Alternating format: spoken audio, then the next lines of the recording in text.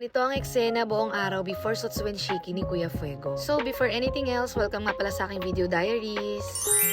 O diba, kamusta naman? Umaga pa lang lumilipad na kaming lahat. Actually, ganito talaga yung every morning routine namin. Wala nang bago doon. Si daddy at saka si ate ang unang nagigising sa aming lahat. Dahil umaga pa lang loading niya mga yan. Bali, start na rin sila ate ng Haru Yasumi or ng spring vacation. Pero ihahatid ko pa rin siya sa school dahil gako doon. Siyempre, hindi pa payat sa Febo na lalabas kami ng walang ganitong eksena. So ayan, kung mapapansin nyo, giri-giri na kami. Wala namang bago dyan, Mars. Si daddy nasa trabaho na ng mga oras na yan. At kami naman ay ipalis pa lang. Bago ko tuloy ang pumasok ng trabaho, ihahatid ko muna itong mga baget sa school. Si ate ang una kong dinrap. Bali, start na ng spring vacation nila pero hinahatid ko pa rin siya dito sa school. Dahil dito ko siya iniiwan sa Gakudo. Para makapag-work-work ang atake. So, sunod ko namang hinatid sila Fuego at Brisa. Tapos ayan, for the madali na naman ang atake ko niya. Sa lubong ko pa yung butso namin, nahiya tuloy ako ng very light. Chos. At kamusta naman, laban na laban sa pagiging buzzer beater. Siyempre, ganun-ganun na lang yun. Tapos kung maghabol sa oras at pumetik sa trabaho, back to mommy duty naman ang atake natin. Bago ko tuloy ang pumunta sa Hoy Queen nila Fuego, sumaglit nga ako dito sa bangko para magbayad ng food allowance sila Tierra. At syempre, dahil love tayo ni Lord, nakaabot pa rin ako sa oras kahit muntik na ako masaraduhan ng bangko.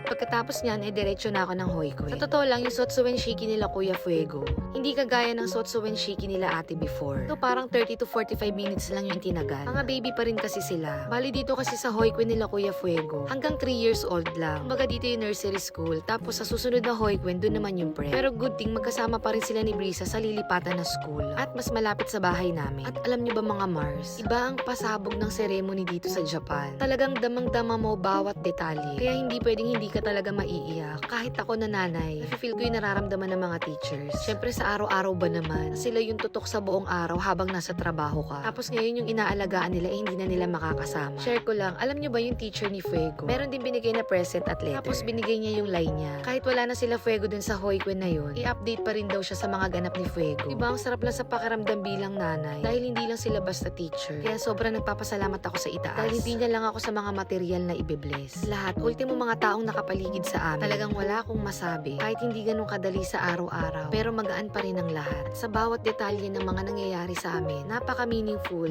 Kumbaga walang tapon, lahat maganda. At syempre, looking forward na rin ako sa bagong Hoikwe na lilipatan nila Kuya Fuego at Brisa. Siya mga mare, medyo napahaba na tong chika ko. See you na lang sa next video. Salamat sa panonood. Babush!